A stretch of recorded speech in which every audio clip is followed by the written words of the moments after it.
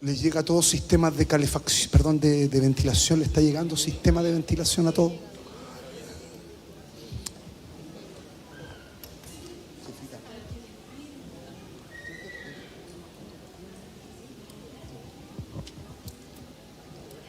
Si hay algo que nos enseña la vida de Saúl, es cómo el Señor quiere establecer en su proceso de gloria que todos los hijos lleguemos a una maduración y que la vida en este tratamiento que está relacionado con el sacerdocio que da a luz un gobierno, entonces cómo ese sacerdocio va creciendo y el gobierno se establece. En el caso de Saúl no se estableció.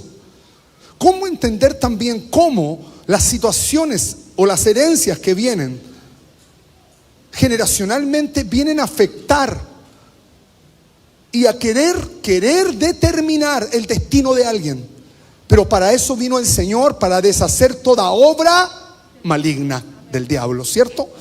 Esto es muy interesante. Vamos a retocar algunas cosas de la semana pasada, porque cuando nosotros empezamos a darnos cuenta cómo inicia o cómo empieza este proceso de unción de Saúl, que está en Samuel capítulo 10, empieza a destilar cosas que están netamente, como dice el hermano, un hermano ahí que ves que conversamos con él, es un cabrito que tiene ganas de casarse en este tiempo, y ves que va a la oficina, siempre le escucho la palabra netamente. Entonces dije yo, venga para acá, voy a acuñar esa palabra. Grande Elías, grande. Netamente, entonces, hermanos, es el lugar santo. ¿Y por qué? Porque parte diciendo que aquí hay elementos que son cruciales para entender cómo toda persona que es llamada del Señor va cursando un camino ordenado. El diseño es ordenado. Y en medio de ese diseño, el Señor va estableciendo su gloria. Primera de Samuel 10:1 habla de una situación en la cual Samuel es ungido. Lo que toma Samuel es una redoma de aceite, una medida de aceite, que no significa que vas a llegar al gobierno. ¿Se entiende? Hay dos unciones, la profética y la apostólica. La unción profética establece lo que vas a hacer. Hacer, no hacer. Porque hay gente que hace y no es. Y nosotros tenemos que enfocarnos en ser, no en hacer. Muchas veces la iglesia se llena de haceres. ¿Qué haceres? Y no se está tratando el ser. La formación que está en el lugar santo hace que nosotros seamos por el proceso formativo. ¿A quién le gusta el proceso formativo? ¿Ah? Aleluya, César. Así debiera ser, ¿cierto? Toma esta redoma de lo que va a pasar. Esto es lo que va a pasar. Pero este pasar obedece al proceso. ¿Sí o no? ¿Qué pasa si tú al pan estás haciendo pan y tienes la mejor intención de hacer un pan rico, y llegado el momento te faltó sal y no tenías levadura? ¿En qué quedó la intención?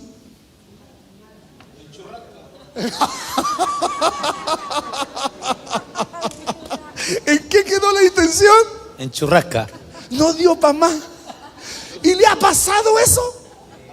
Que de repente tiene la mejor intención. Chico, hoy día la vamos a pasar.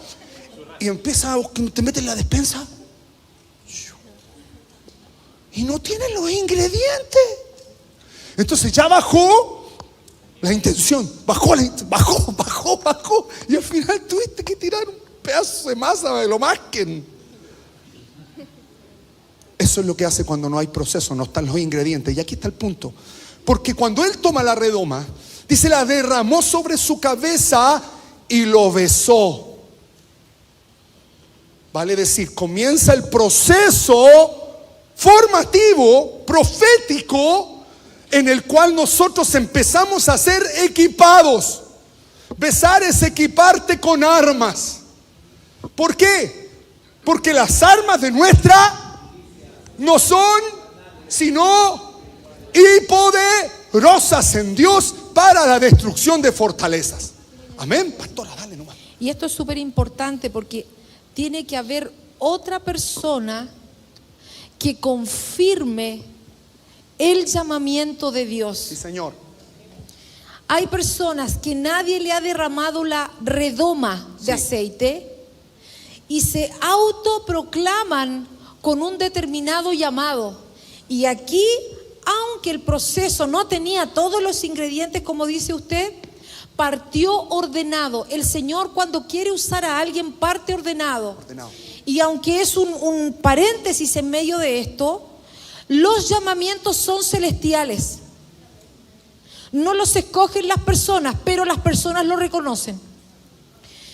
Sin embargo, cuando se llama a personas a servir en una posición distinta, los regalos del cielo, que son los llamamientos, los ponen. Y ahí no existe la renuncia, sino que de acuerdo a la posición que se les va dando, se les van ubicando en distintas partes, y eso es ordenado. O sea, con este proceso también yo tengo que aplicarlo a mi vida. Yo parto por un proceso y me sujeto a esa persona que me va a decir lo que tengo que hacer. ¿Sabe que es complicado esta cosa? ¿Sabe por qué? Afírmese, porque voy a decir algo que fue súper fuerte. Saúl, su unción, ¿era conforme al corazón de Dios? ¿Era conforme al corazón de quién? Obedecía a un sacerdocio. Saúl obedece a un sacerdocio. Pero ¿cómo si el sacerdote ahí es Samuel? Es Samuel, pero obedece a un sacerdocio antiguo. Y aquí está el punto. Tú puedes recibir una unción y puedes estar solamente sujeta a un corazón y nada más. Distinto es cuando viene la unción de lo alto. Eso es distinto. Dos cosas que en este tiempo van a manifestarse, porque tiene que ver con este proceso. Entonces lo unge, dice, lo derrama este aceite sobre su cabeza y lo equipa, lo besa. Lo besa. ¿Qué quiere decir eso? Inicias el proceso profético. ¿A qué transición? Apostólica. ¿Estamos? ¿Estamos? ¿Qué rey fue conforme al corazón de Dios? ¿Y dónde está David? Aquí está. ¿Se acuerda que hablamos la semana pasada? Se metía al santuario. ¿Se acuerda que decíamos? Comía. ¿Se acuerdan? Se comió los panes. ¿Un desatino? No. Tenía pantalón para estar ahí. El Señor lo había levantado.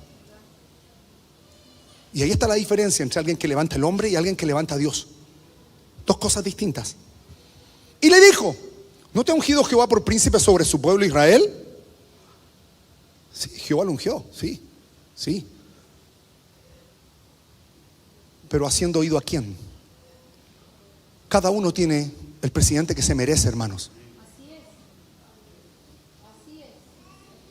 ¿Por qué? Porque en ese tiempo no había Malak, rey, ángel.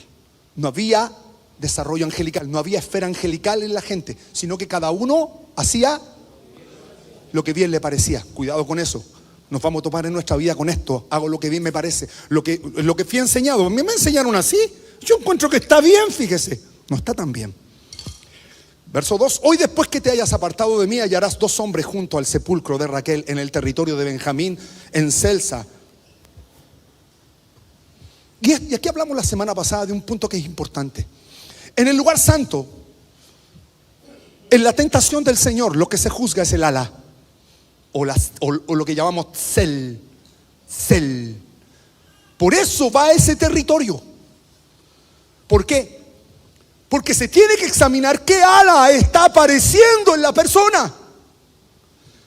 En el desarrollo espiritual de la vida de alguien, cuando nos posicionamos en el lugar santo e iniciamos el camino profético, hay dos posibilidades: que se establezca el ala celestial de Dios, o otra ala, o otro crecimiento que no es del Señor.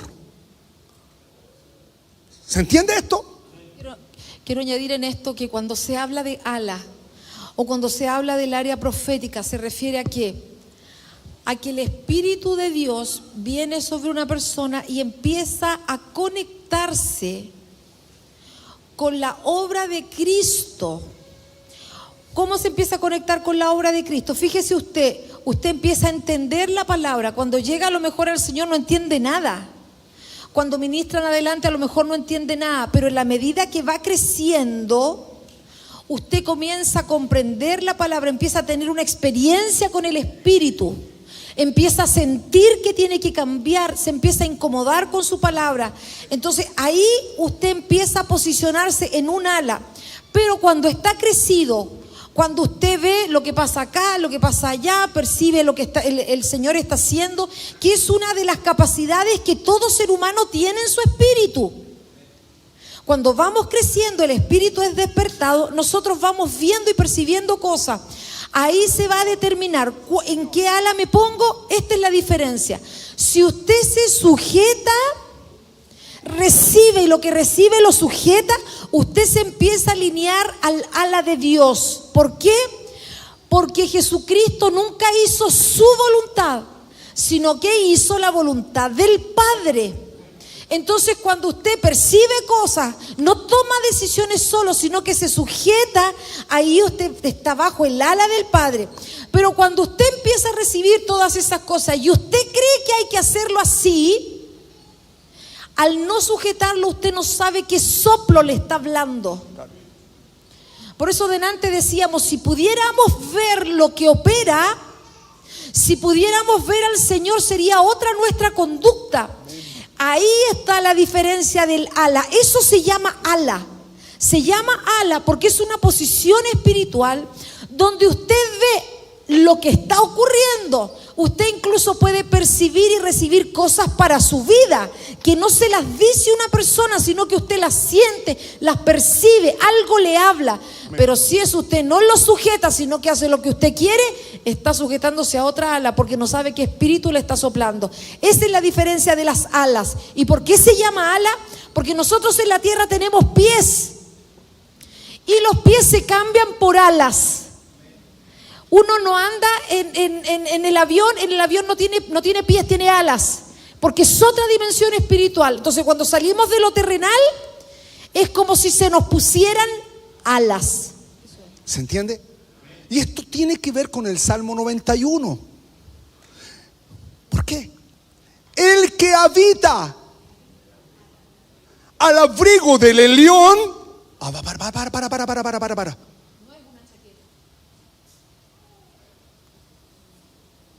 Melquisedec era sacerdote ¿de quién? Del Elión. El que habita bajo este sacerdocio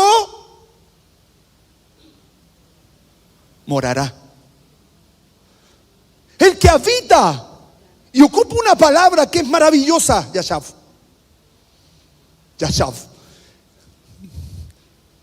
El que en medio de sus procesos angustiosos, difíciles, complicados, se sienta en un juicio de emboscada, se sienta en quietud y espera, no calle, Señor.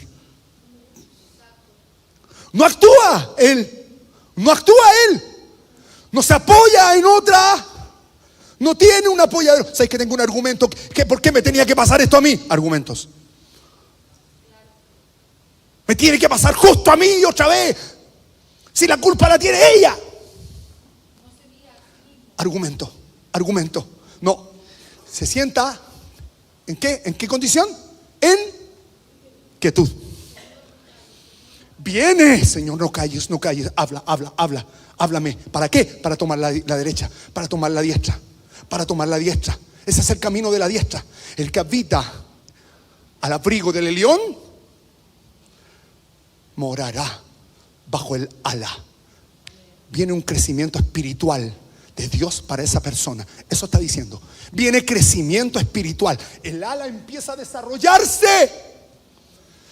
Por eso el Señor, ¿se acuerda que esto lo hablamos la semana pasada? Es tentado, segunda tentación, primera tentación a nivel de atrio. Los panes, lo carnal, esta cosita de supervivencia. Pero la segunda tentación tiene que ver con el lugar santo. Y Satanás examina el ala del Señor. ¿Qué? Sí, le examina. Quiero decir algo. Por eso es que cuando se dice el que habita bajo el abrigo, no es ponerse debajo. A ver, esa palabra no aplica a cualquiera. No aplica a cualquiera y lo usamos de cualquier manera. Aunque la pongas en el velador, el que habita al abrigo del Altísimo morará bajo la sombra del Omnipotente. No aplica a cualquier persona, aplica a una persona que tiene un proceso formativo. Sí. Porque dice, porque en mí ha puesto su amor. O sea, no está el amor hacia uno. No está lo que yo creo, lo que yo me merezco, lo que a mí me tienen que hacer. Este es un proceso donde se humilla, uno se humilla.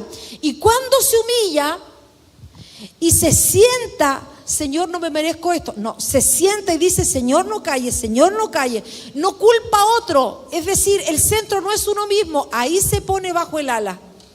O sea, uno no se pone bajo el ala porque uno recite, Señor, el que mora a la sombra del omnipotente. No, no es eso. No es recitar el verso. El verso no aplica porque lo recite. No. El verso aplica cuando me posiciono en ese lugar. Sí. Esto se vive. Esto se vive. Si no se vive, no hay ala. No hay ala. No mora. No viene el ala de Dios. No hay el desarrollo espiritual. No hay desarrollo espiritual. No hay. Aunque muy bien lo que dice, porque ¿qué es lo que tenemos nosotros los evangélicos? ¿Dónde ponemos este texto? ¿Dónde? En la entrada de la casa. ¿Dónde más? En la pieza. ¿Dónde más? En el negocio. ¡En el negocio! Y les decimos a los católicos que son idólatras. Lo ponemos en el velador y la Biblia está llena de polvo. Este es el punto, es examinar el ala. Y aquí, ¿por qué cruzamos esta idea en relación a la tentación del Señor? Porque Satanás le dice, tírate. Lo llevó al pináculo, el ala. El pináculo es el ala. Literal es el ala. Ah, se lo propuso en el lugar más alto. Sí, hermano, lo mandó arriba. Pero está hablando de otra cosa. Tírate, po. Porque la Escritura dice, ojo, revelación, entendimiento. ¿Qué entendimiento tenemos? ¿Ah? Porque el Señor mandará a sus ángeles acerca de ti para que te sostengan y tu pie no tropiece. ¿Qué es lo que le responde el Señor? Cállate, diablo ansioso. No es mi tiempo. Cállate, diablo ansioso, no es mi tiempo, no ha llegado mi tiempo. No voy a comer ansiedad. No tentarás al Señor tu Dios. Por eso estoy diciendo esto. No tentar es no apures, no apures un proceso. Ahí la palabra tentar es no apures un proceso en mi vida. Calladito, tranquilito nomás. Yo estoy bajo autoridad, estoy bajo sujeción. El Señor me va a levantar. ¿Entiende? Eso está diciendo. ¿Y cuánto de esto pasa? Entonces aquí hay un examen. ¿Por qué? ¿Cuál era el problema de Saúl? Ansioso. Se le habían descarriado las otra vez. Dele con la asna. Porque las asnas nos van a acompañar, hermano. Las asnas, hermanos, nos van a acompañar de aquí para allá. Y es por eso que el Señor entró en un pollino. Y yo estaba pensando, esto es se ha puesto a sacarle punta al lápiz. Porque no se sabe si Pablo, el apóstol, Fue derribado de un caballo, de nada, si venía, o de otros elementos. Dicen que puede también haber sido un asna. Y me hace sentido. ¿Por qué? Porque Saulo o Pablo, ¿de qué tribu era? Era benjaminita. Y dígame que no era atarantado. Atarantado por matar cristianos, ¿entiende? Yo tengo la razón, celoso, atarantado, vamos con las cartas, hay que matar. ¿Entiende la idea? Se puede hacer. Aquí hay un examen. Verso 2: después que te hayas apartado de mí, hallarás 2 hombres junto al sepulcro de Raquel. ¿Y aquí es importante esto? Porque ya sabemos que es en el territorio de Benjamín, porque estamos hablando de un gobierno que se quiere establecer. ¿En quién? En Saúl. Ser un benjaminita no significa tener a Benjamín. Ser benjaminita no significa tener gobierno. No.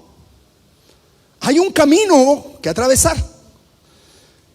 Y Celsa nos habla de esta ala. Es el lugar, es el territorio, es el ambiente. ¿Y qué tenía que ver? Y mire qué interesante esto. Génesis 35, estoy repasando cosas de la semana pasada, hermano, para poder conectar con lo que viene. Y a lo mejor vamos a ir un poco más lento, porque esto es muy importante, hermanos. Es una de las grandes dispensaciones del lugar santo. Entender cómo son los procesos. Génesis 35, 17. Habla del lugar donde él tenía que llegar. Y en donde habían 2 varones. Aconteció, Génesis 35, 17. Aconteció como había trabajo en su parto, Raquel, que le dijo a la partera: no temas, que también tendrás este hijo. Y aconteció que al salírsele el alma, pues murió.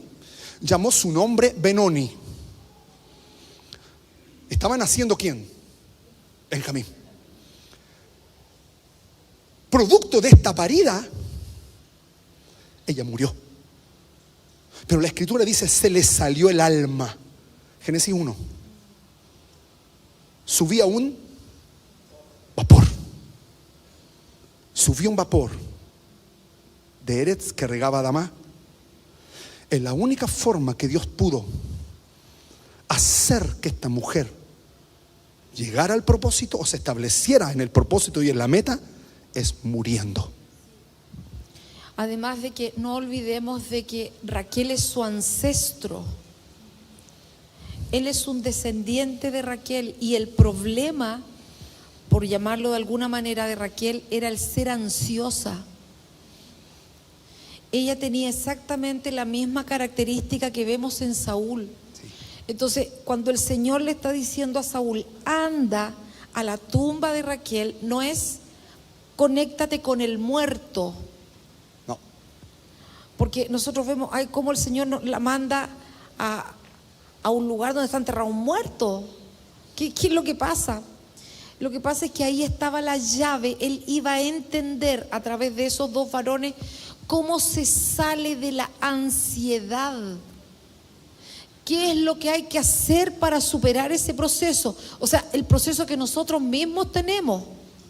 Cuando no logramos controlar una situación, cuando tenemos un problema y no sabemos qué hacer, cuando queremos resolverlo. Ahí está. Saúl, anda, porque eso va a afectar la forma en que tú tienes de gobernar. Sí.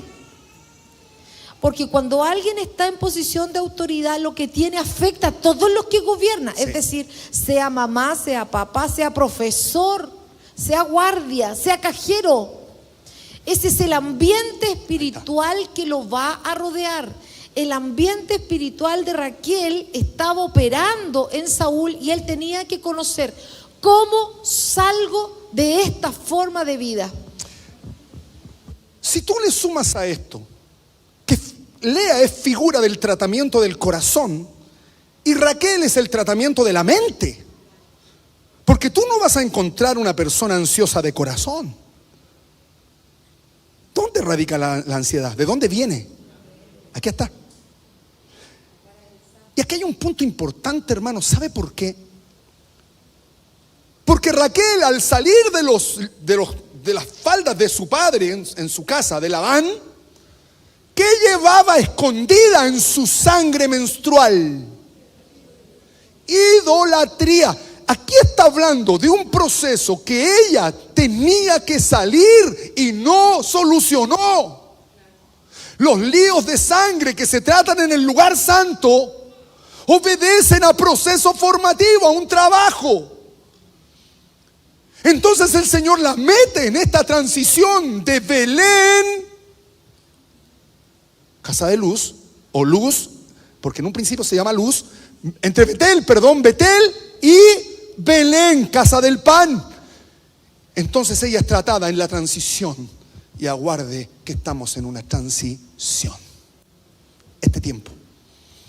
En este tiempo la iglesia está viviendo esta transición. Estas cosas van a aparecer. Y eso está pasando acá. Y a ella el subir le costó la muerte. En ese proceso de trabajo. En ese proceso. Entonces alguien decía, oye, se le dieron vuelta la chaqueta a los escritores porque no era la amada de Jacob. Porque usted sabía que a la Lea la enterraron en Canaán, o sea, acá. Wow, pero esta otra, ¿dónde murió?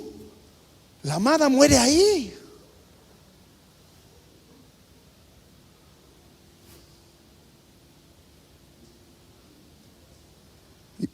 Conversábamos con la jefe y le decía, es que hay una gran diferencia.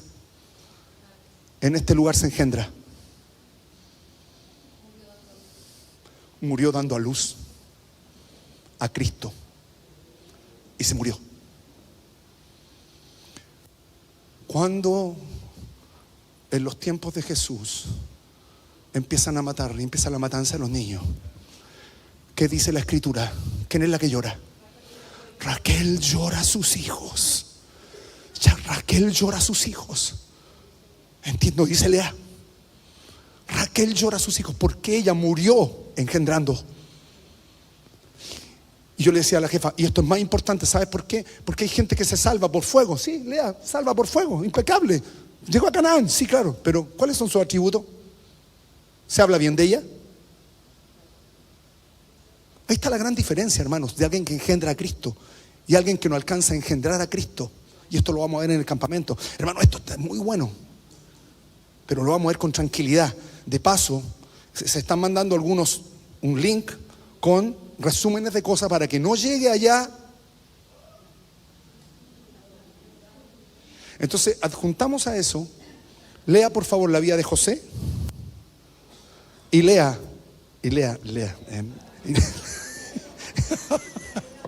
Y busque también el pasaje donde habla de esta situación, porque vamos a tratar esto.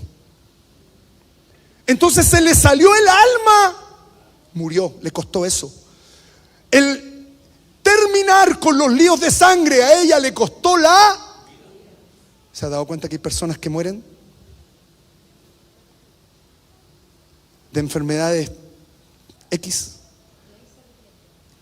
Y ahí se suben. Antes no hay cambio. Se arrepienten al final y se van. A eso se refiere.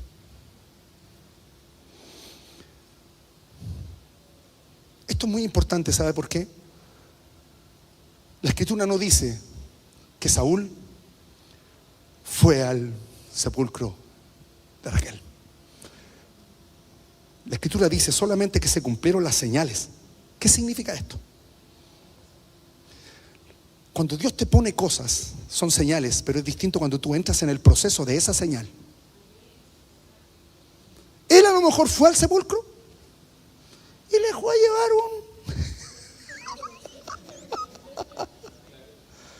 pero no escuchó a los dos varones. No se le reveló lo que se le tenía que decir. ¿Para qué? Para propiciar ese camino profético que lo llevara a Saúl a una manifestación mayor. Y eso uno lo puede vivir en todo momento, porque tú puedes estar sirviendo al Señor acá como una acción, como una tarea, o venir y hacer tu tarea en otra posición exaltando al Señor. Sí. Tú puedes ir al sepulcro sin abrir el entendimiento, sin percibir lo que siempre nosotros llamamos, y no llamamos, sino que la Escritura lo dice, la episinagoge. Sí. Yo puedo venir acá a cantar, y por eso en la adoración se decía, Señor, saca esa forma. Sí. Puedes venir, cantar, levantar las manos, qué rico, y no percibir lo que Dios está haciendo, no tener entendimiento de qué es lo que el Señor está hablando. ¿Qué es lo que Él quiere que nosotros hagamos?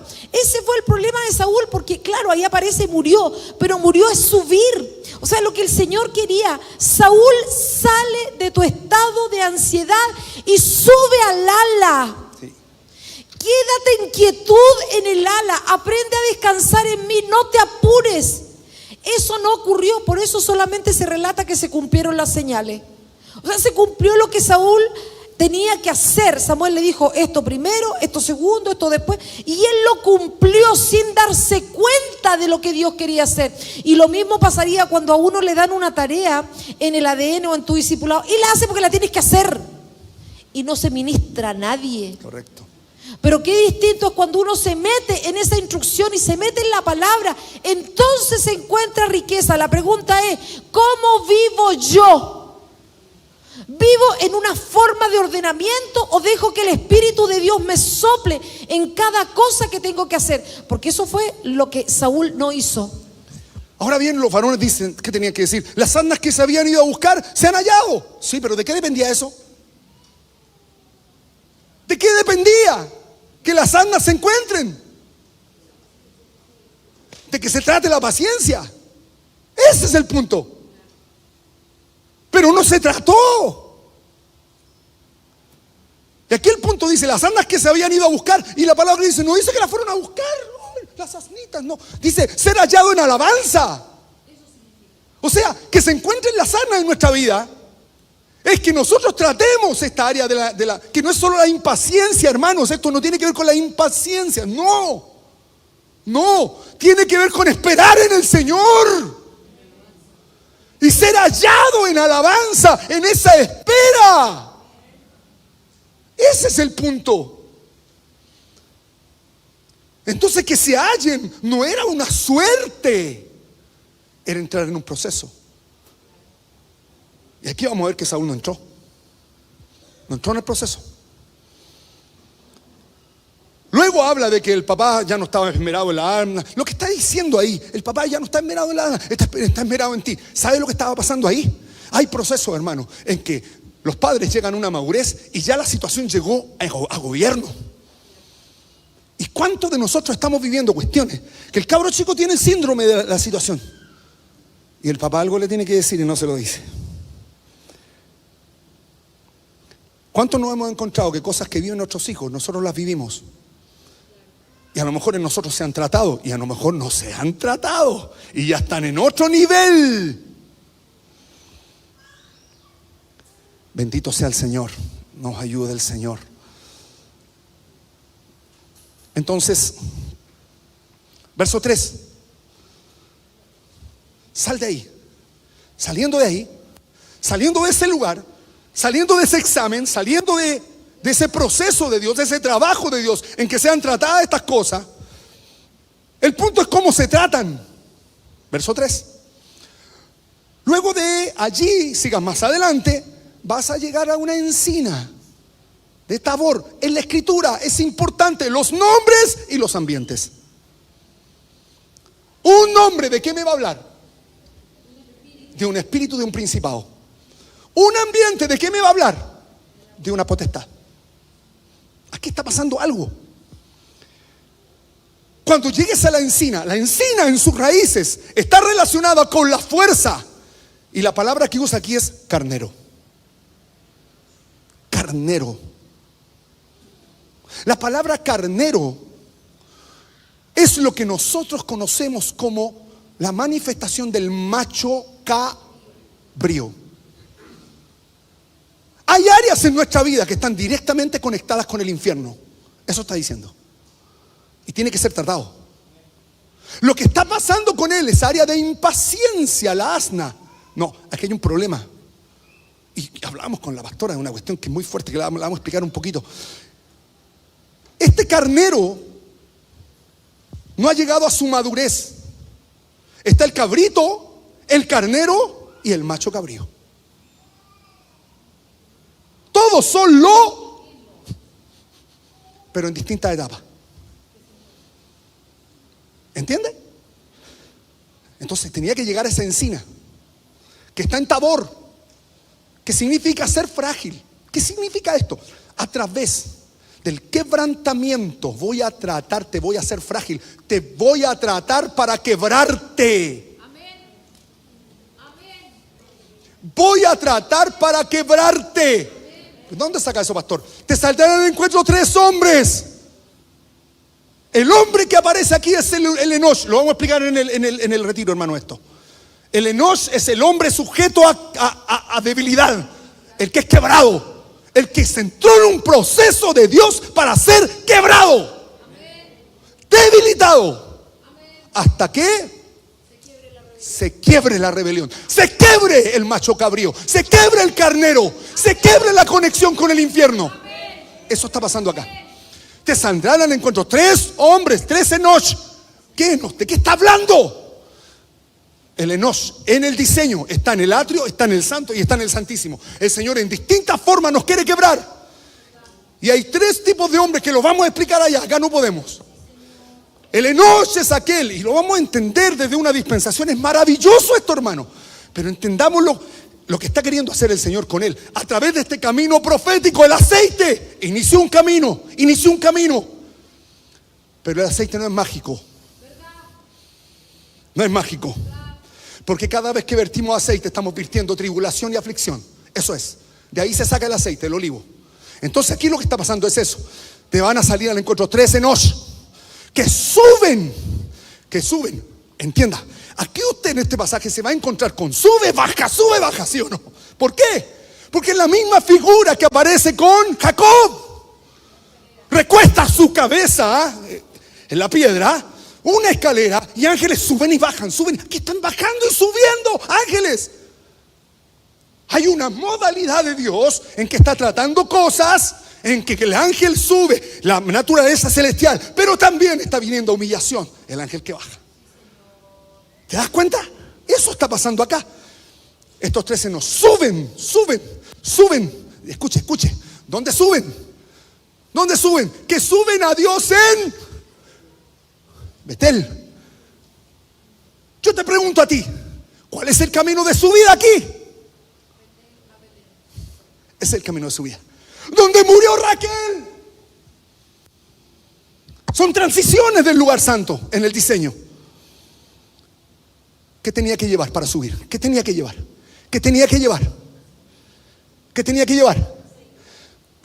Error. ¿Qué tenía que llevar? Léalos, ahí está. Llevando. ¿No lo está leyendo? 3. Cabrito, carnero, macho cabrío. ¿Lo entendió? ¿Dónde estaba el problema de Saúl? En la niñez. Porque tenía que ofrendar, tenía que llevar al sacrificio al cabrito. De cabro chico no lo formaron. Por eso está demandado. No sé, a mí me formó la vida, me formó la calle. Soy bastante fuerte, me sé defender solo. Espérese que le caiga el Enosh. ¿Se entiende? Llevando cabritos, 3 tortas de pan. Y lo tercero, una vasija de... qué raro. Una vasija de vino. 3 cabritos, 3 panes, una vasija de vino. Para salir de los procesos de ansiedad. Para salir de los procesos en que Satanás nos tiene de las mechas. Hay que sacrificar al cabrito, hermano. Hay que llevar 3 cabritos. Por eso el Señor está alineando nuestros tiempos en este tiempo. Está trayendo cosas de nuestra niñez que hay que reparar, que no están correctas, en donde estas situaciones empiezan a acrecentarse. Verso 4, los cuales luego que te hayan saludado. Vinieron, ¿cómo le va? Mira. Estos 3 hombres te van a saludar. Oh, qué buenas personas estos 3 hombres. Lo que está hablando acá, a través de un sacerdocio que es eterno, van a poner shalom en tu vida. Los 3 cabritos, tortas de pan, comunión, comer, entrar en la comunión del vino, cambia nuestras sangres, cambia nuestra esencia y van a traer shalom a nuestra vida. Áreas que están bajo la sangre tienen que entrar en la comunión. ¿Se acuerda? ¿Se acuerda? En la comunión de la iglesia, cuando hablamos del pollino, del asna, ¿cierto? Entrar en esa comunión, en esa cepa gloriosa. ¿Te das cuenta? ¿Qué te van a dar? 2 panes. Y yo me acordé de Elías, porque vino un hermano que lo encontré maravilloso. No vino hoy día. ¿Sabe que Dios me dijo que le entregara 2 panes?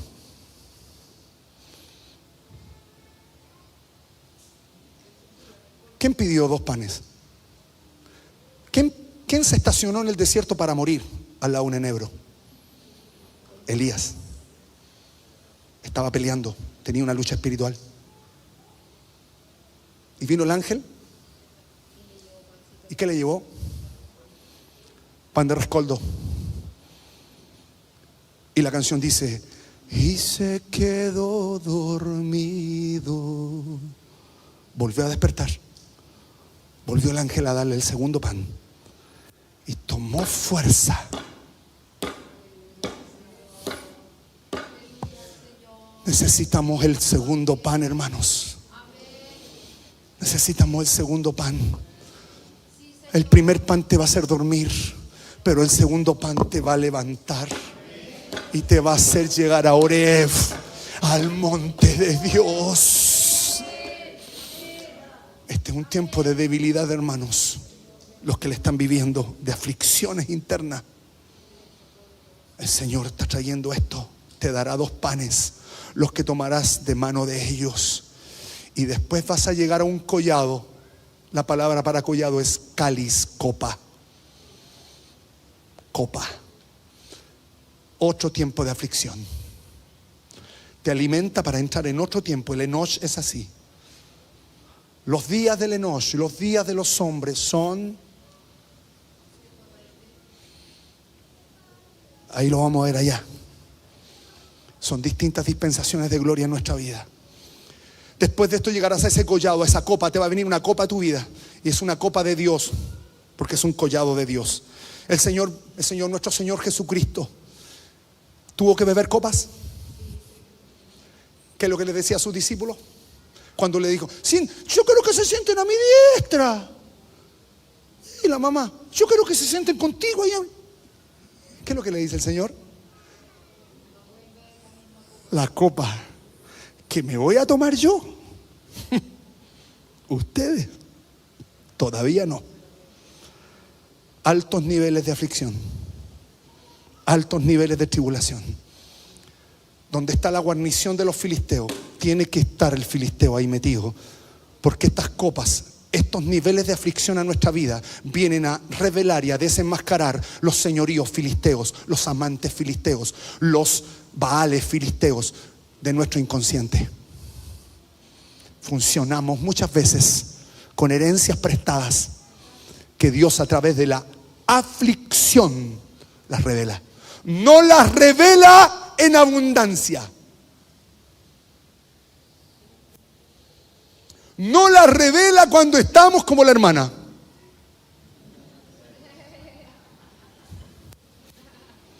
Las revela cuando la empezamos a pasar mal. Y cuando entres a la ciudad encontrarás una compañía. Esto es potentísimo.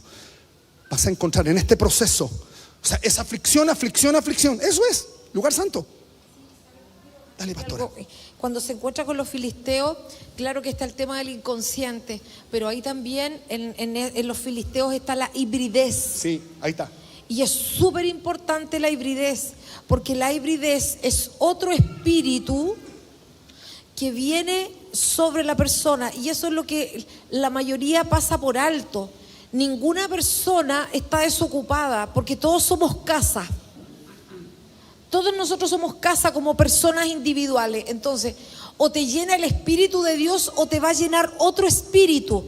Y aquí, cuando se va a encontrar con esta guarnición, cuando es como activarte en lo que tú tienes. Sí.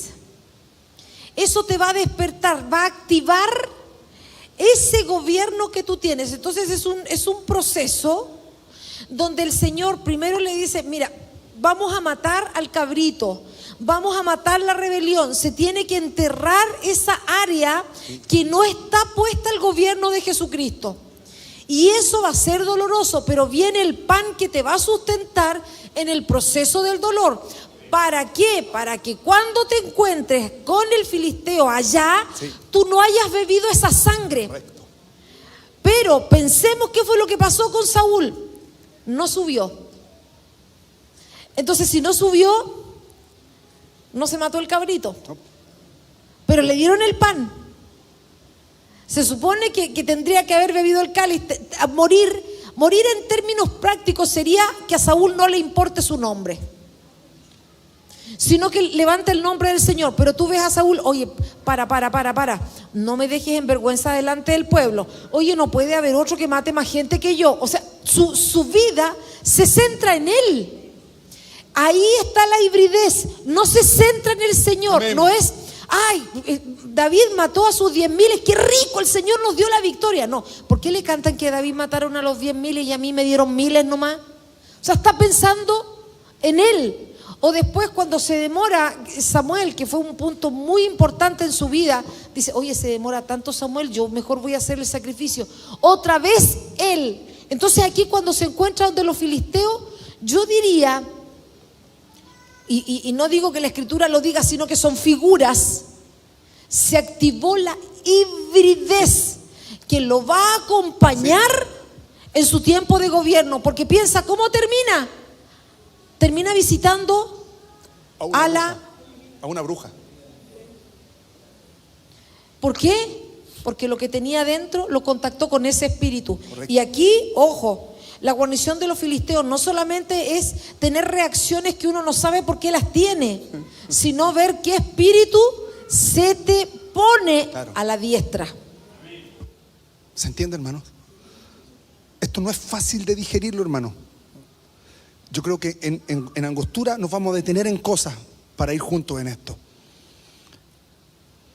Y cuando entres en esa ciudad, te vas a encontrar, o sea, está pasando algo que es complejo, se está tratando algo, pero a la vez se está activando un don, se está activando un oficio, se está activando la obra del Señor. Te encontrarás una compañía de profetas que descienden del lugar alto y delante de ellos salterio, pandero, flauta y arpa. Y nosotros decimos, wow, qué fiesta, vienen los tipos.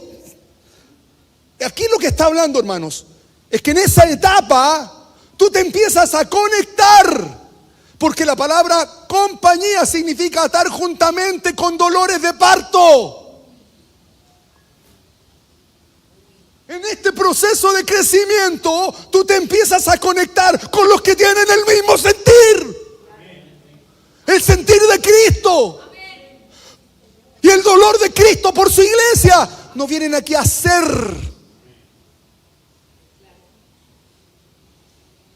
Hagamos esto. Hagamos esto otro. Ser. Es el ser el que cambia el mundo. No el hacer. Y aquí viene un punto que es importante. Porque estos profetas no vienen de cualquier manera, descendiendo.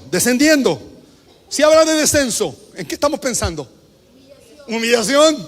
Y aquí viene la humillación, hermano, para que no menosprecie a los que tocan arriba. No, los que tocan, porque esto no debiera existir. Digamos, esto deberíamos ponerlo como por ahí. Así es. Es verdad. El Señor hará. Por ahora estamos con los aires. Vamos de a poco. Vamos de a poco. El Señor provee. El Señor sustenta. Vienen con salterio. Salterio significa, ¿qué usted pone en salterio? La cosita, ¿cierto? Salterio, perdón, salterio. Es salterio. No, no es salterio de... No. Salterio es un instrumento que significa secarse. Secar el odre. Y estos venían con salterio. ¿Cómo la estaban pasándola?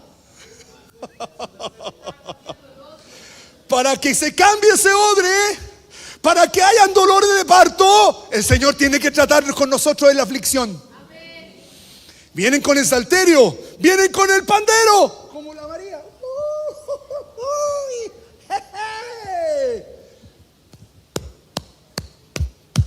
Golpearse el pecho. Pandero, golpearse el pecho. ¿De qué está hablando esto? ¿Cuándo nos golpeamos el pecho? Nuestros hermanos católicos. Por mí.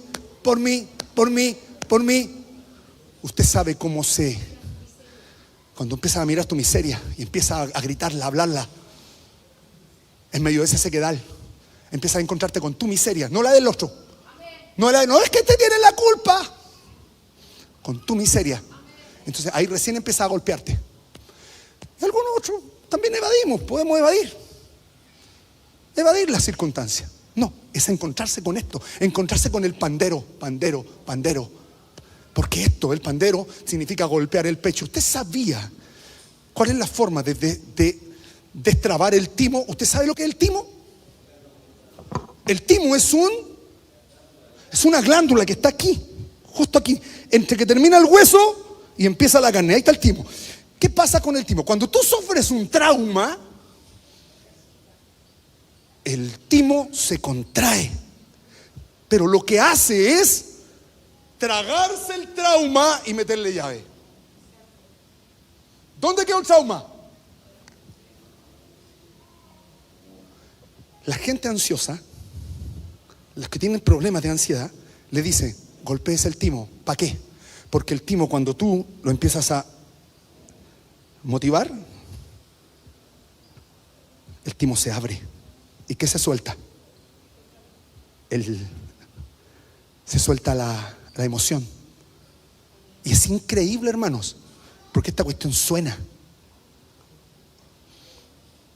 Ahí va a entender por qué los gorilas... No, si es verdad. Los gorilas hacen esto, no porque se creen choros. Habla de esto, de los niveles de ansiedad. Así se sacan. Y mira qué curioso, vienen con pandero, golpear el pecho. ¿Entiende? Sacar de nosotros, a través de la humillación, la ansiedad, las cosas que tenemos adentro. Vivir en el futuro, no sé qué voy a hacer. Y venían con flauta. Flauta está relacionado con aflicción. La figura del Señor crucificado es la del flautista, crucificado en sus manos. La figura de la crucifixión, el atravesado, aquel que era atravesado. Mira los amiguitos que venían bajando. Mira la mansa compañía. Pero el Señor nos va a llevar en este tiempo a esa comunión a través de la aflicción. Porque cuando la pasamos bien, no clamamos. Y ese es el peligro de la prosperidad. Si ahora trabajan los dos,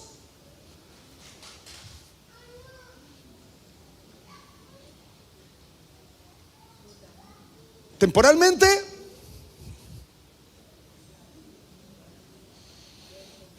¿y quién forma al hijo? Chúpese esa. ¿Y quién forma al hijo? ¿Y qué gloria tiene eso? ¿Que me vean que llego en el manso auto? ¿Que me vean que tengo la mansa mansión? ¿Y quién forma al hijo? ¿La nana? ¿Y qué gloria tiene eso? ¿Y qué alabanza tiene eso? ¿Es hallado en alabanza eso? aplaude de arriba. Eso es lo que marca esta generación. Los grandes pasos.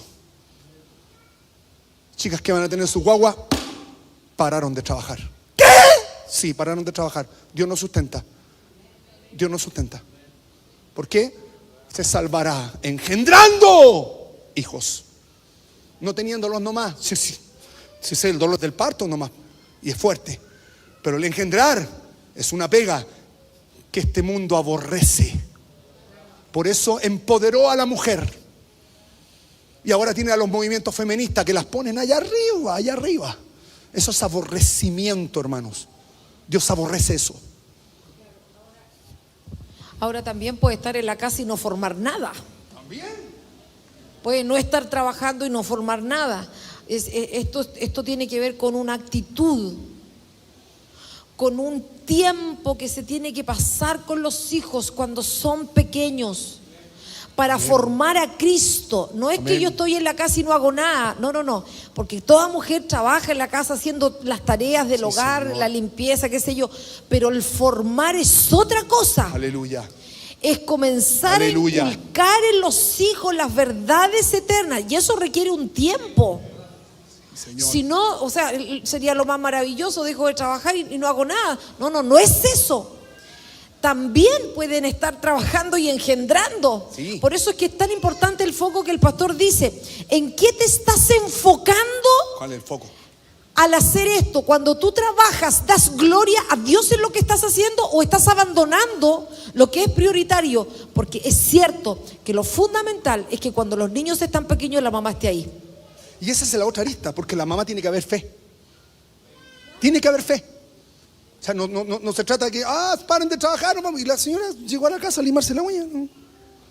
Porque no tiene proceso tampoco. ¿Me entiende? Aquí está pasando cosas que son importantes. Porque estos vienen profetizando. Sí, pero ¿cuál es el centro de la profecía? Si es re fácil profetizar, pues cuando está todo bien. Pero ¿cómo vienen esto? ¿Cómo vienen? ¡Vienen secos! ¿Se ha sentido seco? ¿Se ha sentido seco? Te viene un llanto de adentro. De adentro cuando sentí esa sequedad. Profetice ahí, pues. Esos son tiempos para profetizar. El arpa, la flauta. Entonces, ¿después de qué? Anda al sepulcro de Raquel. Entiende que este asunto es subiendo, que el vapor tiene que subir. Es con muerte, es con aflicción. Entiende que tienes que subir con los cabros. Torta de pan, vasija de vino, entrar en esa comunión. Esos son los requisitos de Dios. Dios establece esa señal para Dios nos adereza esa mesa. Pero ¿qué hacemos nosotros? ¿Entramos en esa mesa? Ese es el requisito. ¿Para qué? Para que el Espíritu de Yahweh vendrá sobre ti. Así viene el Espíritu de Yahweh a nosotros. ¿Qué significa el Espíritu de Yahweh? El Espíritu del Cristo. Ese que salió de las aguas del Jordán y una paloma se le pone encima y le dice al profeta, al que profetiza, le dice: mira bien, sobre aquel que se ponga la paloma y permanezca sobre su cabeza. No solamente que de oro y se huele y después se le estaciona el cuervo. No, Señor, sobre quien veas que la paloma queda estacionada en su cabeza. Ese es el Espíritu de Yahweh. Está sobre mí, permanece sobre mí, porque me ha ungido. Esa es la verdadera unción. Saúl tenía unción. La escritura más abajo dice: vino sobre él el Espíritu de Elohim.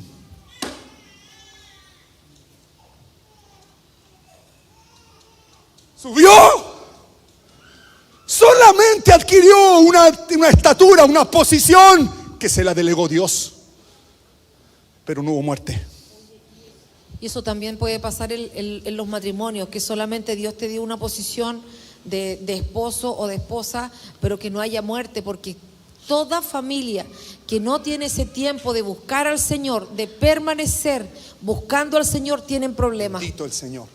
Y cuando viene la crisis, comienzan a buscar al Señor, el Señor arregla las situaciones, pero si no se permanece en ese buscar al Señor en medio de la crisis, la presencia del Señor no desciende y se suelta ahí. Pero cuando uno se pone a buscar al Señor con la familia, no como un devocional mecánico, no como una orden, no como una obligación, tengo que leer y tengo que orar con los niños, no, sino como una forma de Señor, ven y ayúdanos, Sí, Señor. donde todos comparten lo que está pasando en la casa. Este es el problema que tenemos, Señor, ven y ayúdanos. El Señor empieza a descender y las cosas empiezan a cambiar, pero cuando nosotros decimos, no, hoy día estoy enojado, no lo hago, el Señor no desciende, no permanece. Es otro gobierno el que permanece. Porque el gobierno del Señor no depende de si yo estoy enojado, estoy enojada, no depende de si yo estoy bien o no estoy bien, no depende de si hay visita o no hay visita en la casa. Amén. Depende de que yo me determine, Señor, ven, te necesitamos y glorifícate. Y las cosas así cambian en la casa. Pero hay un montón de gente que no tiene esos tiempos con el Señor, Es verdad. que no llama a sus hijos a esa comunión con el Señor. Por eso que la otra vez hablábamos de Wesley, que cuando la mamá se ponía la sábana, nadie hacía escándalo porque la mamá estaba buscando al Señor. ¿Tus hijos te ven, Señor. mamá, orando? Sí, Señor. ¿Tus hijos te ven, mamá, recibiendo la palabra del Señor? ¿Qué le das tú a tus hijos? Y el papá lo mismo, porque hay veces que la mujer dice, ay, es que el marido tiene que tomar el lugar. ¿En serio? ¿Vas a esperar eso? Sí, Señor. ¿Vas a esperar eso para pedir que la presencia del Señor descienda? ¿Vas a culpar a otro por lo que tú no haces?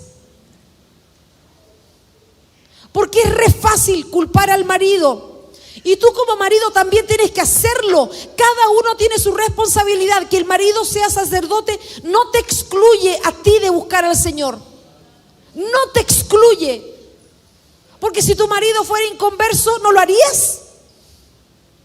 Lo que tiene que haber en la casa es que ambos busquen al Señor. Y cuando los hijos ven que los papás se ponen de acuerdo en eso y que lo mantienen en el tiempo, la presencia del Señor va a descender.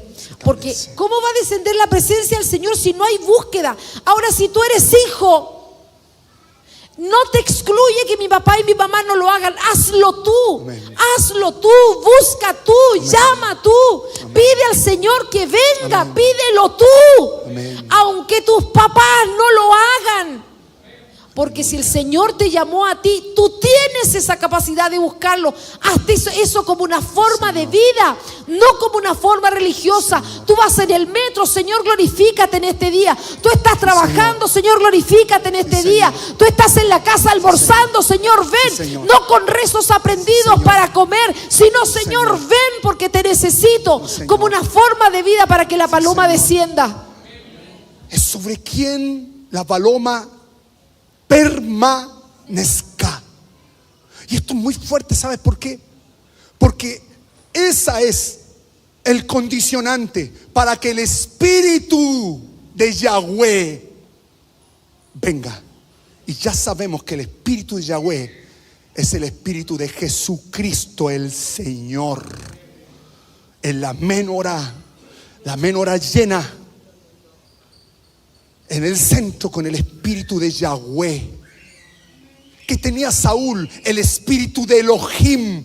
Tenía una arista de la menorá, una arista. Tenía un espíritu de poder. Y ahí está un Elohim, un posicionamiento celestial, pero que no estaba definido. No había sujeción. No transiciona de lo profético a lo apostólico. Se queda pegado. Vendrá sobre ti con poder. Mire qué interesante. Y profetizarás con ellos. ¿Con quiénes?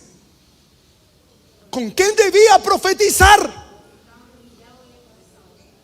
Con los que venían secos,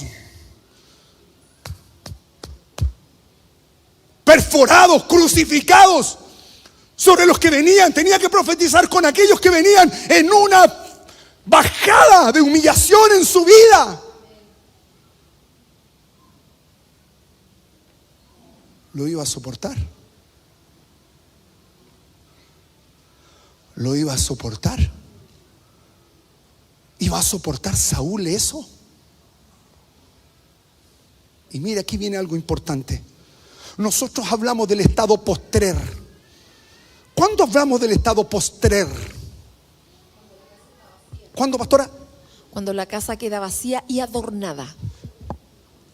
Aquí hay algo que está pasando, mira lo que dice. Cuando venga el Espíritu de Jehová, profetizarás con ellos y serás mudado a otro hombre. Hablamos de proceso, hablamos de transición en un proceso de trabajo. Y aquí lo que está diciendo es: serás mudado a otro hombre. Pero la palabra que ocupa es: vas a entrar en un estado postrer. Proceso formativo. Procesos de dolor. Los que, Señor, dame dolores de parto. Sí, espere que le den dolores de parto. Vamos a entrar en aflicciones grandes, en aflicciones que son mayores. Y nos vamos a unir a esa compañía profética que aquí está diciendo. ¿De quiénes? De los que tienen ese mismo sentir, los que están pasando por ese mismo pasillito. Y el Señor empieza a formar de la nada la gloria. La gloria se forma en la humillación. Y eso es lo que está diciendo acá. Serás mudado a otro hombre. Vas a ser potente. No, lo que está diciendo es: vas a entrar en un estado postrer. ¿Por qué? Porque este proceso formativo que parte yendo a la tumba de Raquel. Los tratos de Dios son maternales y luego paternales. Tenía que ir. Le iba a ser mostrada ¿qué? Las asnas perdidas. ¿Entendió? Ahí le iban a hacer. Se le mostró la señal, pero Saúl nunca entró en la señal. Sacrificar al cabrito, la acción satánica sobre nuestra vida. En la niñez, la del cabrito. En la juventud, la del carnero. En la adultez, el macho cabrío. Acción satánica. En un crecimiento gradual. ¿Se da cuenta? De manera que cuando el Señor entra en la sinagoga y abre el libro y dice: el Espíritu de Yahweh está sobre mí, porque me ha ungido Dios. Y ya usted conoce.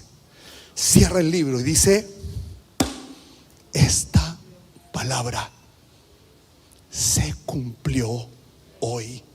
Hermanos, esa palabra tiene hoy cumplimiento en la iglesia que entra en los procesos de Dios.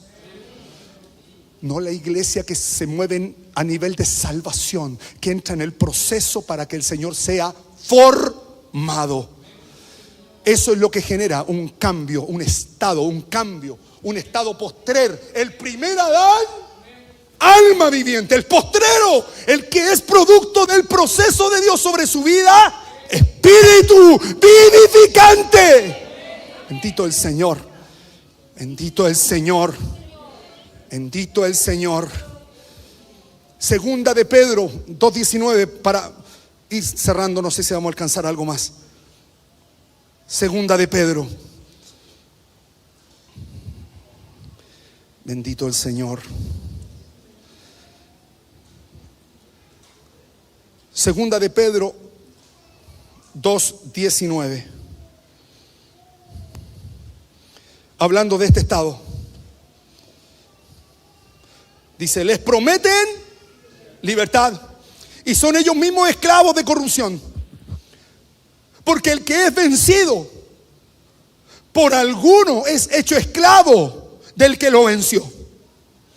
Ciertamente, si habiéndose ellos escapado de las contaminaciones, está hablando de las personas que salen, que avanzan en sus procesos, que entran en niveles de señorío, han huido de producto del proceso de Dios sobre su vida, han huido de las contaminaciones del mundo por el conocimiento del señorío y Salvador Jesucristo, enredándose otra vez en ella, son vencidos. Y su postrer estado viene a ser, ¿qué le pasó a Saúl? Huyó de la corrupción.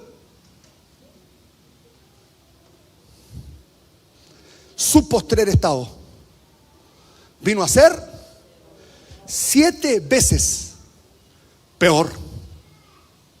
¿Entiende? Esto es muy importante, porque el Señor lo que quiere hacer en esta administración en el lugar santo es llenar nuestra casa, llenarla. Pero para llenarla no es decir llénate. No se llena así, se llena con trabajo, se llena con comunión de vino, se llena con comunión de pan, se llena como crecía la iglesia, en la oración, en la comunión, en el partimiento del pan y en la doctrina. Y ese es el motivo que nos debe convocar. Para terminar, bajarás delante de mí a Gilgal. Y con esto terminamos, sí. Entonces descenderé yo a ti para ofrecer holocaustos y sacrificar ofrendas de paz. Y hay un imperativo. Espera. ¿Cuál era el problema de Saúl? ¿Cuánto tenía que esperar? ¿Qué son las asnas? No tener paciencia, no ser dócil. ¿Podía esperar? ¿Iba a esperar 7 días? ¿Iba a hacerse 7? ¿Iba a hacerse Sheba? Imposible. No tuvo el proceso, no tomó proceso. Espera 7 días hasta que yo. ¿Cuántas cosas vivimos en nuestra vida y que no esperamos que el Señor venga? ¿Y cuándo no esperamos que el Señor venga? Cuando no nos, en esa aflicción, en ese juicio de emboscada, en quietud, clamando y diciendo: no calles, Señor, no calles. Para tomar el yamín, para tomar la diestra. Y que en esa diestra Él se ponga delante y establezca la vida. Espera 7 días hasta que yo venga a ti y te enseñe lo que has de hacer. Pero nosotros ya tenemos programado el año. Aconteció luego que al volver él la espada para apartarse de Samuel, le mudó su corazón. ¿La ansiedad está ligada al corazón? Está ligada a la mente. Está ligada a la mente. Carne, corazón, alma, mente. Y cuando llegaron allá al collado, y cuando llegaron al collado, y cuando llegaron a esa copa, cuando llegaron a la copa del cáliz, cuando se le puso más pesada la pista, cuando el collado es la copa del cáliz, cuando entró en ese lugar que ya se le había hablado, la compañía de profetas venía a él a encontrarse con él. Vino a encontrarse con él. Y el Espíritu de Dios vino sobre él. ¿Vino el Espíritu de Jehová? ¿Quién vino? Elohim. No es lo mismo moverme en un don profético que establecerme en el oficio. No es lo mismo. No es lo mismo. Termino diciendo, 1 Samuel 10:11. Y aconteció que cuando todos los que le conocían antes vieron que profetizaba con los profetas, el pueblo decía el uno al otro: ¿qué le ha sucedido al hijo de Cis? Te pregunto, ¿con qué ojos estaban mirando? ¿Con qué ojos se miraba en ese tiempo? ¿Qué hacía el pueblo? Lo que uno dice: uy, qué justa esta reflexión. ¿Qué le ha sucedido al hijo de Cis? ¿Saúl también entre los profetas? Y alguno de allí respondió diciendo: ¿y quién es el padre? ¿De dónde viene la paternidad de lo que está haciendo? ¿De dónde viene la paternidad de su vida? ¿Quién lo cubre? ¿A quién se sujeta? Y alguno respondió diciendo: ¿y quién es el padre de ellos? Por esta causa se hizo proverbio también Saúl entre los profetas.